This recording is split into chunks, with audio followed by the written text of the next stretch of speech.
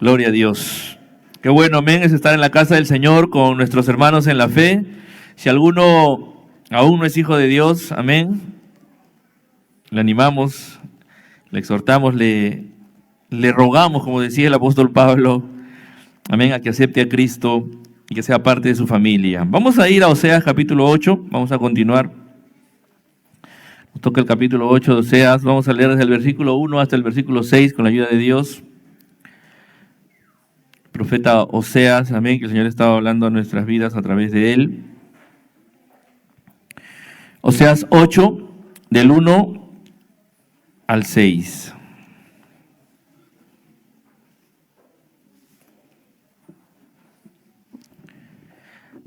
Muy bien, antes de dar lectura vamos a hacer una oración para que nuestro Dios desde lo alto descienda con poder a través de su Espíritu, amén, y hable a nuestras vidas. Padre, te damos gracias en esta mañana que tú nos has regalado, Señor, permitirnos estar congregados como pueblo tuyo, como iglesia tuya, que ha sido, Señor, amada por tu Hijo, Señor, amada por ti, Señor, y nos has lavado con esa sangre preciosa, Señor, y ahora nos prepara, Señor, para ser esa novia bella y hermosa, Señor, que un día estará en esas gloriosas bodas del Cordero, Señor. Te pedimos que tu palabra sea limpiando nuestras vidas, que tu palabra nos sea confrontando, nos sea, oh Padre amado, alimentando de tu verdad, Señor. Y que tu palabra también, Señor, convierta a aquellos que aún no te conocen, Señor, aún, Señor, oh Padre, están alejados de tus caminos. Te lo pido en el nombre de Jesús. Amén y amén. Vamos a leer entonces Oseas 8, del 1 al 6. La palabra del Señor se lee en nombre del Padre, del Hijo y de su Espíritu Santo. Ponga tu boca trompeta, como águila viene contra la casa de Jehová, porque traspasaron mi pacto y se rebelaron contra mi ley. A mí clamará Israel, Dios mío, te hemos conocido. Israel desechó el bien, enemigo lo perseguirá. Ellos establecieron reyes, pero no escogidos por mí. Constituyeron príncipes, mas yo no lo supe.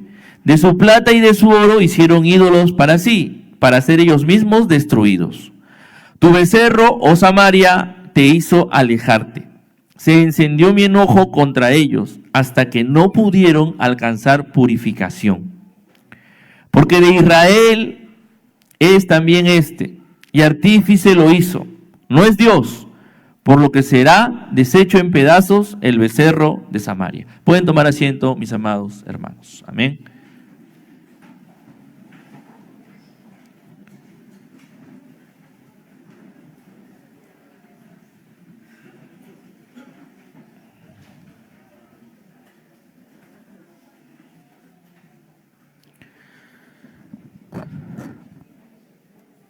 Ponga tu boca trompeta, le dice el Señor al profeta.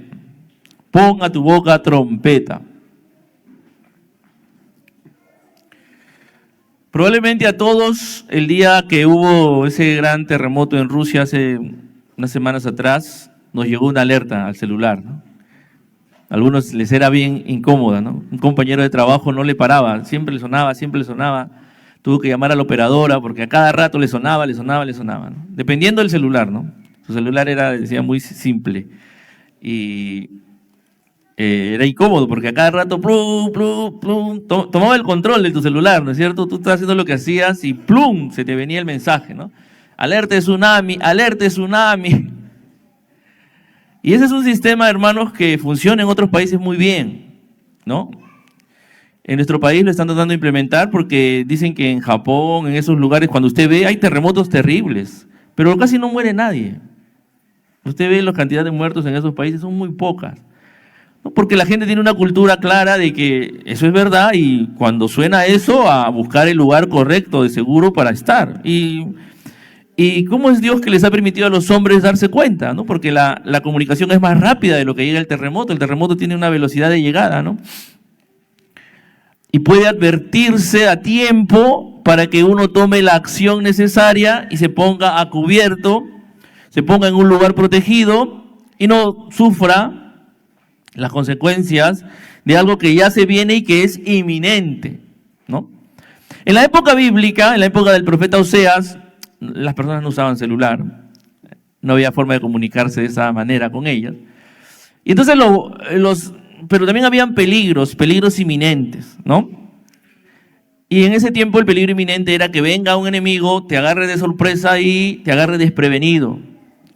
Entonces había lo que se llamaban atalayas o vigilantes que tenían la labor de advertir al pueblo, tocando la trompeta con un sonido especial, de que había un peligro, ¿no? Tú estabas en tu casa de repente como mujer, amamantando a tu bebé si era pequeño, tejiendo tu ropa o limpiando la casa o preparando la comida, o los hombres estaban algunos en el campo trabajando, otros eran artesanos trabajando con cuero en la herrería, tantos trabajos que había, ¿no? Pero cuando sonaba la trompeta, y ellos sabían el sonido que era, todo se tenía que detener y había que buscar refugio, y probablemente los hombres había que ir a las armas y prepararse para defender la ciudad, el lugar en el que estaba. El sonido de trompeta, cuando Dios le está diciendo al profeta, pon a tu boca trompeta, no le dice, haz sonar la trompeta, le dice, pon a tu boca, pon la trompeta a tu boca. Si tú veías a la atalaya que estaba en los muros de la ciudad, que ponía en su boca la trompeta, tú sabías que él iba a sonar la trompeta y que ese sonido de trompeta demandaba que tú tomes una acción, te protejas o tomes la acción debida. Entonces, hemos estado viendo en el capítulo 7 cómo dice Dios quería, cuando comienza el capítulo 7, o sea, sanar a su pueblo, ¿no?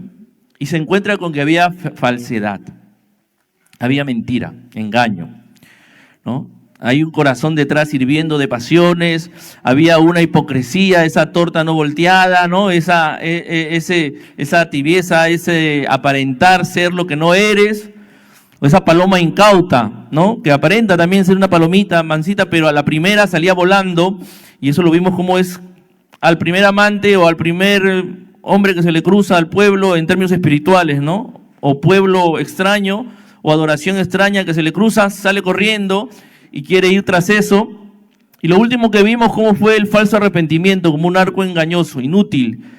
Te vuelves un inútil para Dios porque no hay arrepentimiento genuino. No clamas, sino que aullas, vimos, ¿no?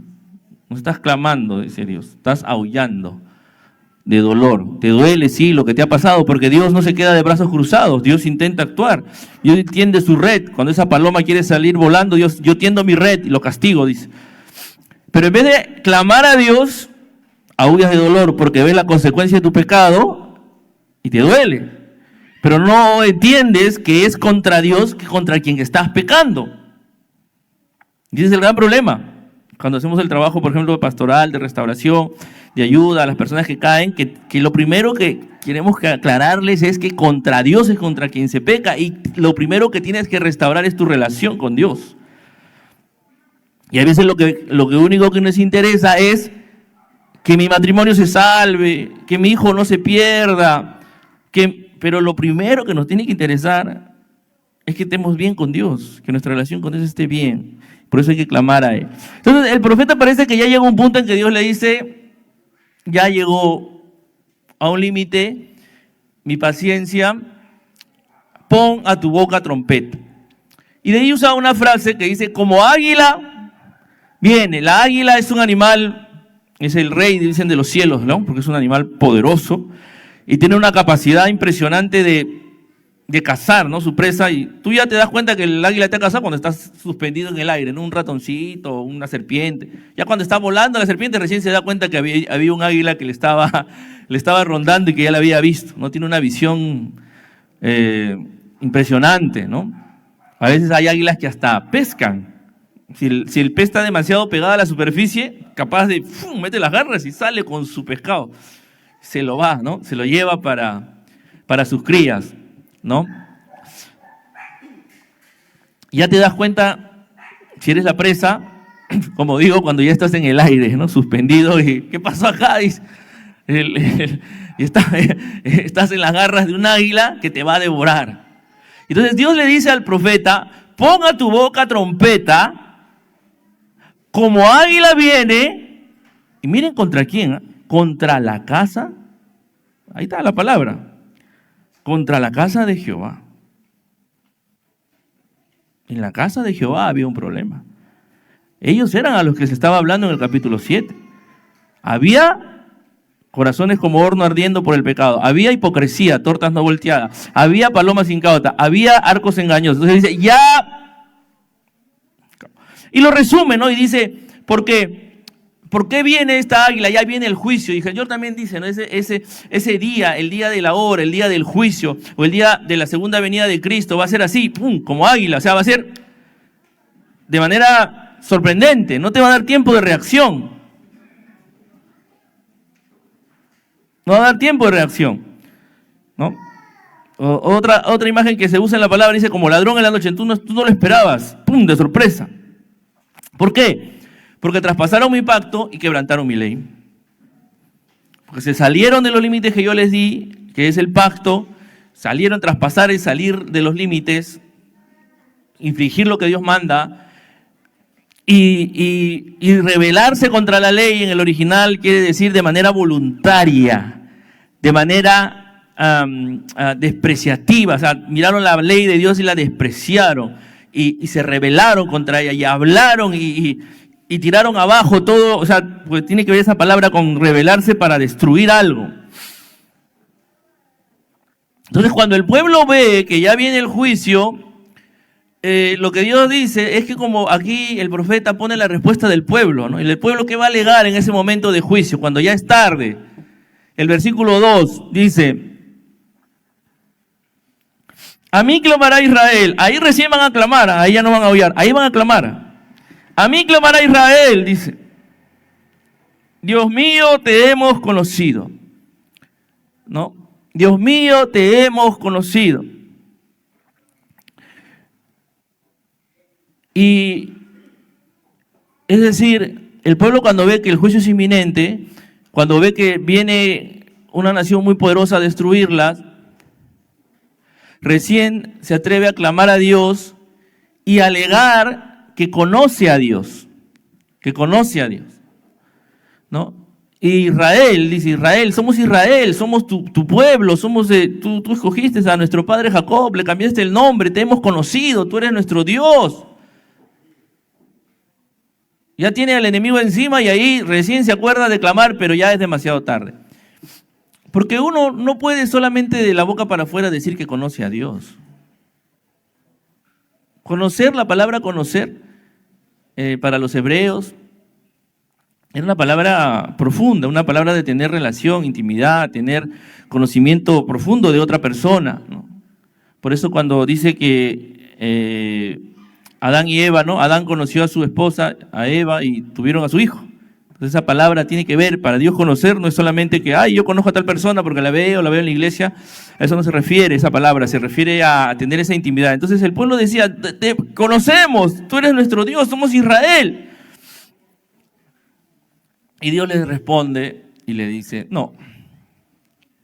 Indirectamente, ¿no? No lo declara así, pero en el 3, ¿qué dice? Israel, ¿qué hizo?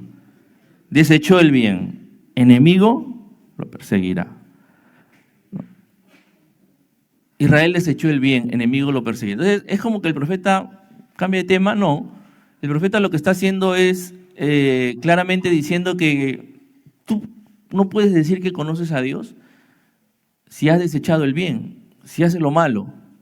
Es lo que leíamos en la lectura, ¿no? Es lo mismo que Jesús dice. No todo el que me dice Señor, Señor, entrará en el reino de los cielos, siendo el que hace la voluntad de mi Padre. Así dijo Jesús, ¿no es cierto? No todo el que me dice, no todo el que profesa, dice yo, sí, Señor, Señor.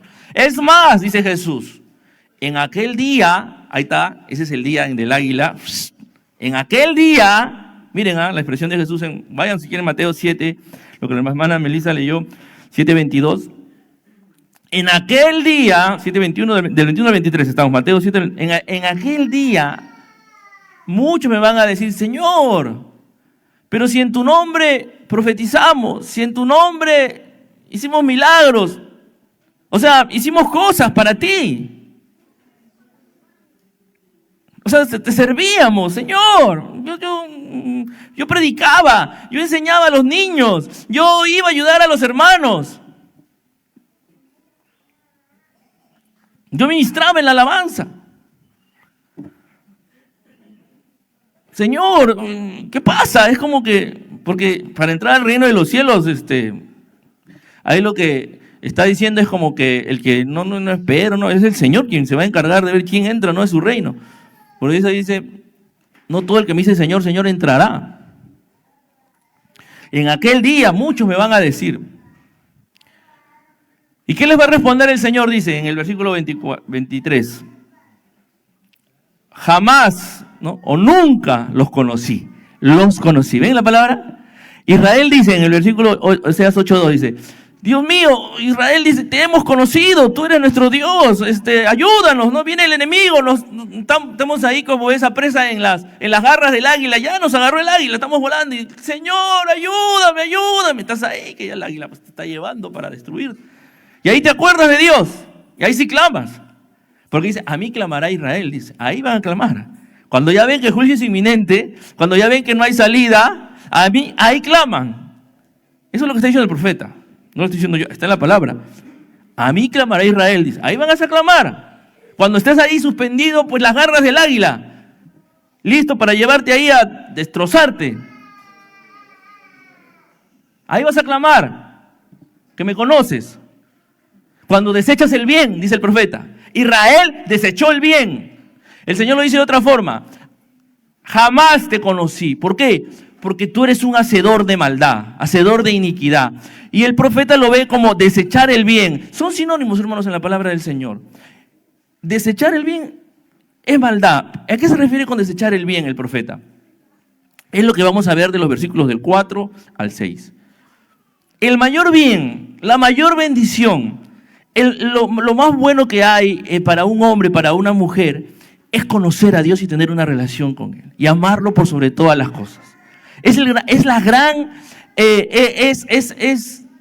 gran privilegio del ser humano, lo que lo distingue de todo lo demás. Está hecho a imagen y semejanza de Dios para tener comunión y relación con Dios. Ese es su mayor bien, ese es su mayor tesoro. No las cosas que pueda juntar acá, no la familia que puedas formar acá, o las cosas que puedas trascender y los logros que puedas hacer por los hombres. No, el mayor bien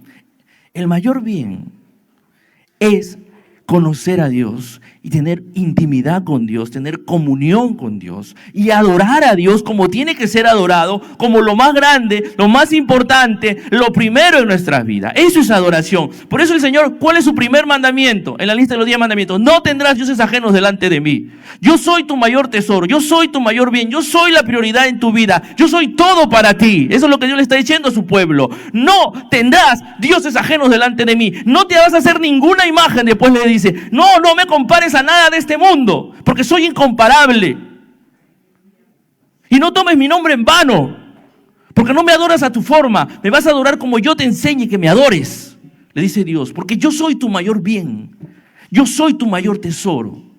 Y por eso el pueblo, Dios le dice a través del profeta, el pueblo desechó el bien, que era adorar a Dios como Dios quería que lo adoren, sin imágenes, a su forma, a la forma de Dios, no a nuestra forma. Por eso que describe en el versículo 4 al 6. No comienza a decir, lo primero que hace el hombre que se rebela contra Dios es pone los gobernantes que él quiere. Dice, ellos, dice no, la palabra del Señor, ellos establecieron reyes, pero no escogidos por mí. Constituyeron príncipes, mas yo no los supe.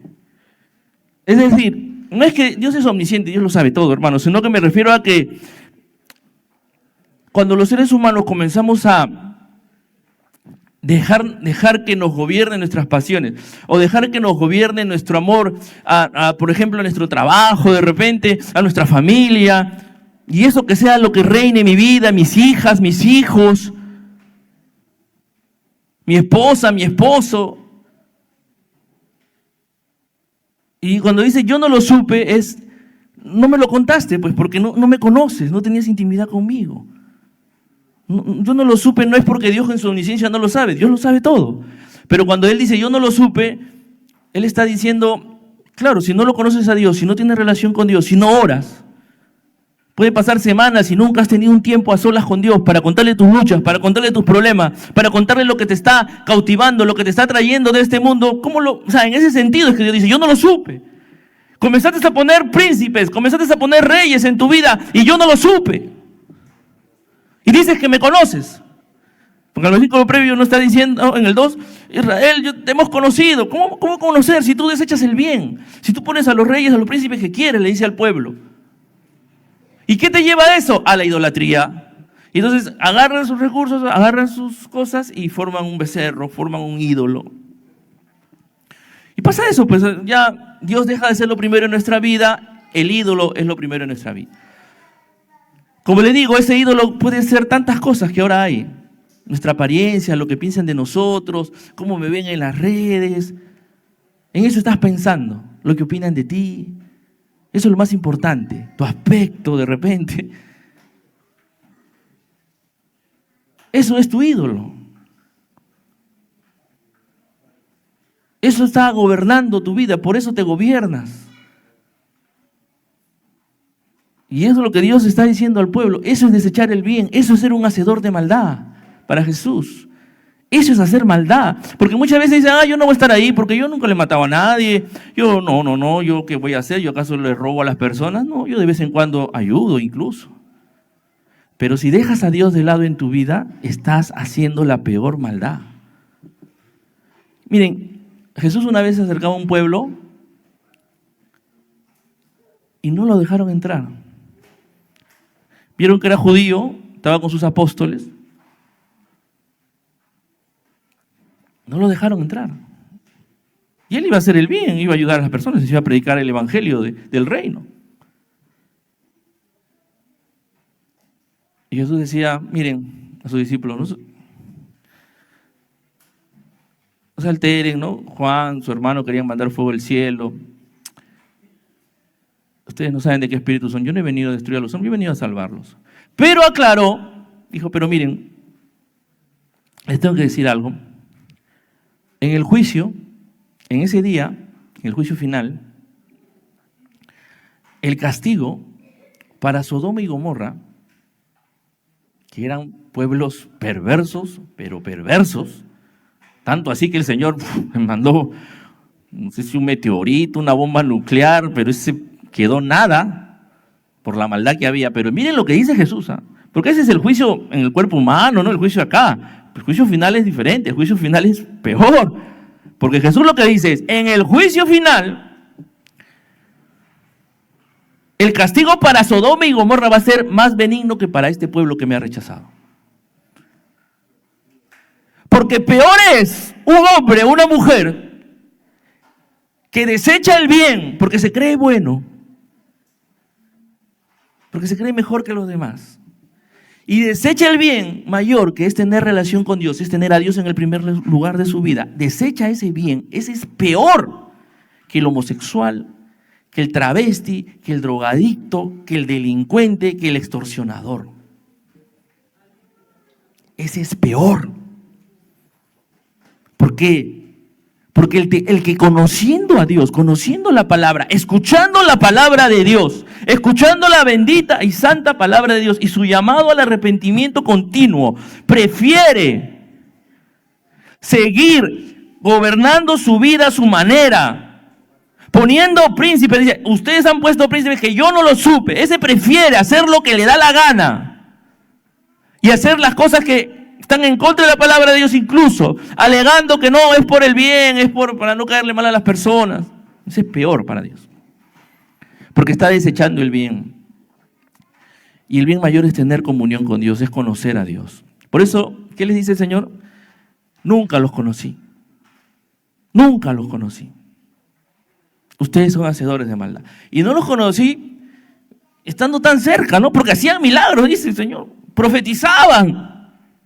Señales, porque cosas milagrosas, pero no los conocí. Porque realmente Dios no era lo primero en su vida, eran unos idólatras. Eran unos idólatras con el pueblo de Israel. Ellos mismos habían construido sus dioses. El pueblo de Israel lo hizo, ¿no? Jeroboam fue llamado por Dios, el que se separó las tribus del norte del sur, ¿no? Dios mismo castigó a Salomón por su idolatría también y por perderse, y no quiso castigarlo en su reino por amor a David, dice. Pero el profeta Ahías, el Señor lo usó y le dijo que Jeroboam se iba a quedar con 10 tribus. Y ahí nacen las tribus del norte. Y Jeroboam, en vez de creerle a Dios y confiar en la promesa de Dios, que Dios le había dado la palabra, que él se iba a quedar con las 10 tribus, tiene miedo, dice, de que el pueblo regrese a Jerusalén para la adoración y ahí vuelva a querer a unirse al sur, ¿no? Y que lo quiera traicionar. Y se le ocurrió la gran idea para que el pueblo ya no tenga que ir a Jerusalén, al sur, donde estaba el rey, las tribus de Judá y Benjamín que se habían quedado. Se le ocurrió la creativa y gran idea de levantar sus becerros en Samaria y en Siquén, creo que es el otro lugar, o Betel. Y decirle al pueblo de Israel, no tienen que ir a Jerusalén a adorar. Aquí está Dios también, en este becerro. Y puso sus profetas y puso sus sacerdotes. Es decir,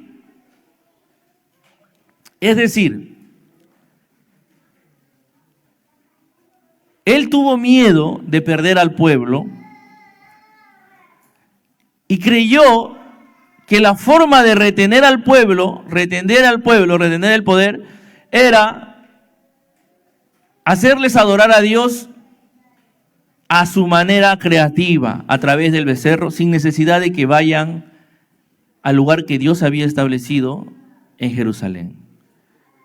Y ese es el gran peligro que corremos los líderes, por ejemplo, hermanos, las organizaciones. Que cuando crecen, o las iglesias también como las nuestras cuando crecen,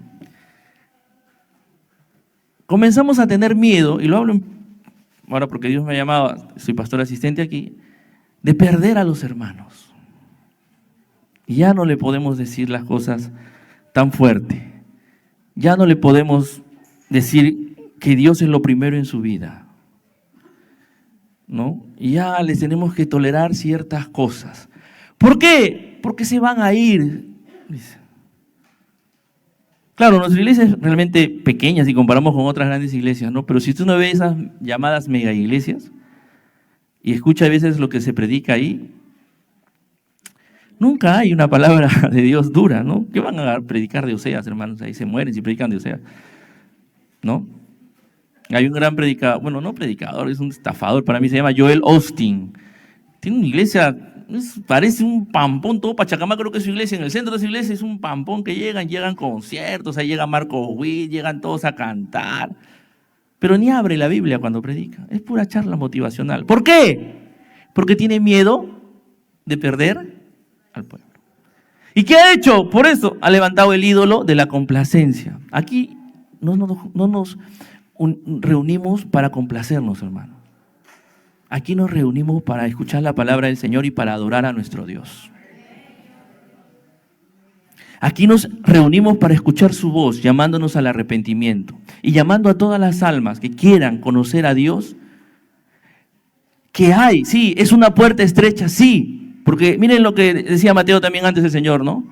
Entren por la puerta estrecha. Entren por la puerta estrecha. ¿No? Esfuércense por entrar por esa puerta. Pero no basta con entrar. Porque una vez que entras tienes que caminar, dice, por el camino angosto. Muchos nos quedamos, sí, yo ya acepté a Cristo, ha sido difícil, ha sido una lucha, ya, pero ¿estás caminando en el camino angosto? ¿En el camino de adorar a Dios como Él quiere que lo adores? ¿No como tú quieres adorar? ¿Estás caminando en ese camino estrecho de someterte a lo que Dios ha establecido para sus hijos? La disciplina que Él ha establecido para tu vida, de buscarlo en oración, de leer su palabra, de congregar. Cuando puedes hacerlo, o estás en el camino ancho de la comodidad, de la complacencia a tu carne. Ser cristiano, Jesús lo está aclarando, no nosotros. Ser cristiano no es de muchos. Él dice, pocos son los que la hallan. Ser cristiano no es de muchos. Yo le estoy diciendo, lean lo que la hermana Melissa 7:13 al 14. Pocos son los que la hallan. Pocos son los que entienden que caminar siguiendo al Señor es seguir un camino angosto. Es un camino que Él ya ha fijado.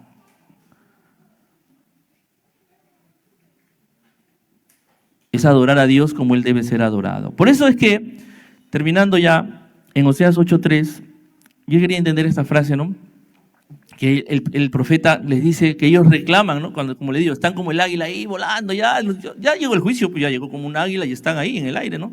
Y le claman a Dios, ayúdanos, te conocemos, Dios, ven. Dios le dice, tú desechaste el bien. Y la segunda frase que dice el 8:3, ¿qué dice? Enemigo lo perseguirá. Tú crees que estás en un camino ancho y cómodo, pero en ese camino ancho, el enemigo va a venir y te va a destruir. Esa vida de ansiedad, esa vida de odio, esa vida de rencor en el corazón, esa vida de descontrol, estar gobernado por tu lascivia,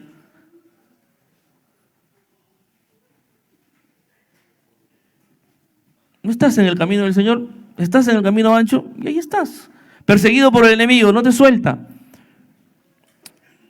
La única forma, hermanos, de andar en el camino angosto es entrar por esa puerta estrecha que es Cristo, es poner toda nuestra esperanza en Cristo y es poner a Dios en el primer lugar de nuestra vida. Es adorarlo como Él tiene que ser adorado. Él no quiere ídolos en nuestra vida, Él quiere ser lo primero. Él debe ser lo primero, por encima de quien sea. Yo le compartía a mi esposa esta semana unas cosas que yo meditaba mientras pensaba en mi propia vida, ¿no? Cómo el Señor ha tenido misericordia de mí, me ha hecho conocerle. Porque como padres siempre tenemos esa preocupación, ¿no? De ver nuestros hijos si realmente son creyentes, porque cuando un hijo nace en un hogar cristiano, hay veces lo que es religioso, pues, ¿no? Yo era religioso. Pero Dios me fue convirtiendo, ¿no? Y yo las cosas que desde niño Dios me enseñó a conocerlo de verdad y ver que Él era real, era cómo mis papás lo conocían y lo amaban a Él por encima mío. Y eso me marcaba, porque hay cosas que te pasan de niño que humanamente es como que injustas, ¿no? Pero tú después entiendes que eso se llama amar a Dios, ¿no? Me acuerdo hace muchos años mi papá le regalaron un pavo y la iglesia era pequeña, ¿no? Acá en Pachacamac cuando era niño, y lo prepararon paño nuevo. Entonces yo no aguantaba porque yo me levantaba temprano y me dormía, ¿no? Pero yo me dormí con la expectativa de levantarme y que me guarde un poquito de pavo y comer, ¿no? Al día siguiente. Cuando me levanté y le pregunté a mi mamá y vi el horno, entré y mamá, ¿hay pavo? Y abro el horno y había un hueso ahí del pavo nomás. No había quedado nada, porque seguro eran muchos hermanos, pues no, y había que compartirlo, ¿no?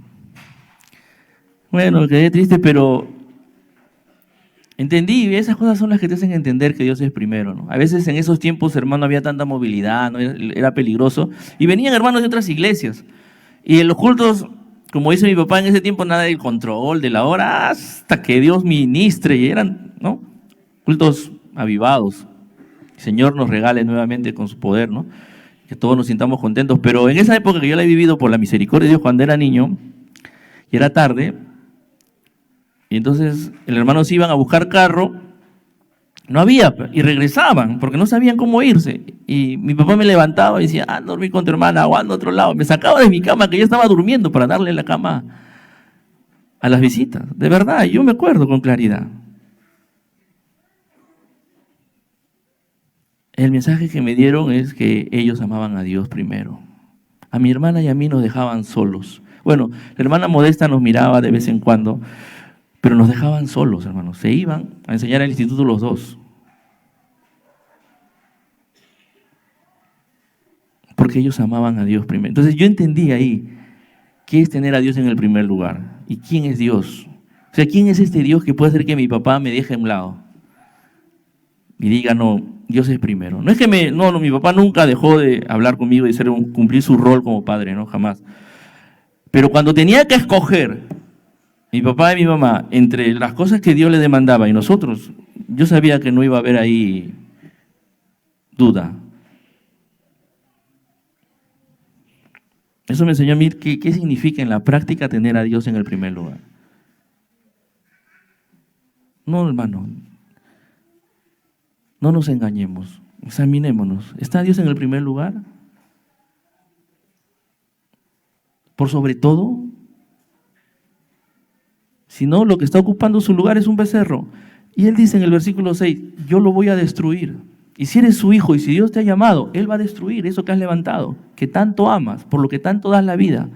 Sea quien sea, trabajo, hijo, hija, hijo, nieto, lo que fuere. Si tú eres de Dios, Él va a destruir ese becerro.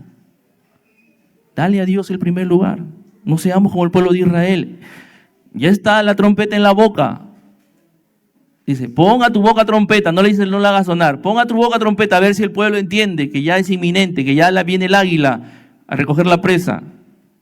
Ponga tu boca trompeta, es tiempo, no seamos como el pueblo de Israel, ellos no hicieron caso, no se arrepintieron. Nosotros sí podemos arrepentirnos si confiamos en el Señor y reconocemos que le hemos desplazado del centro de nuestras vidas.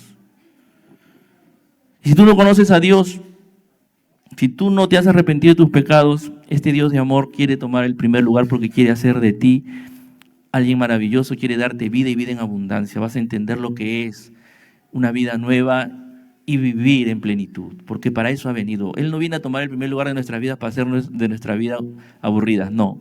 No va a ser caminar por un camino angosto, sí, que es su adoración a Él, pero es una vida en abundancia espiritual y en abundancia de gozo, de amor. Pongámonos en pie, amén, para orar, que el Señor añada bendición a su palabra y que su palabra quede morando en nuestros corazones.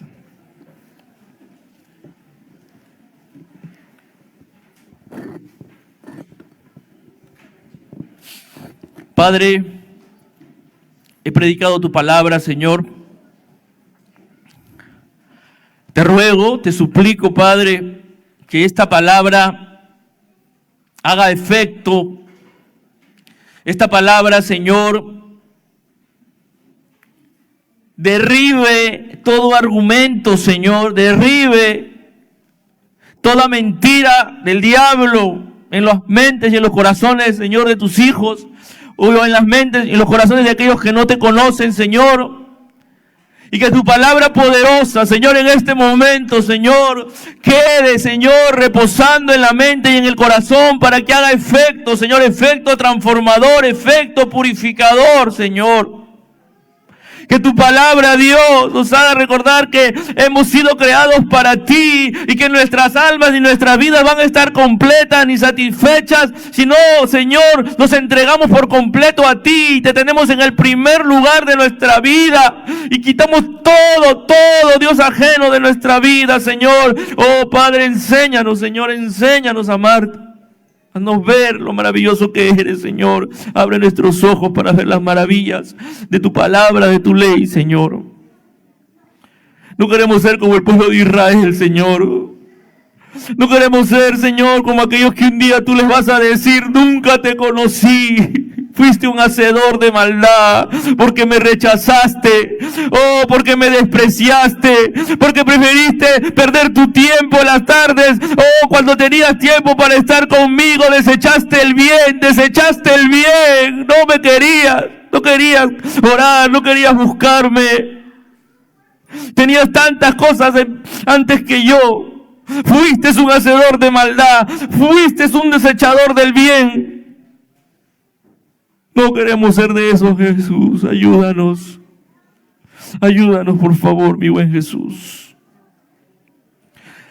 Ayúdanos, Dios. Gracias, Señor. Dios me lo bendiga grandemente, mis hermanos. Amén.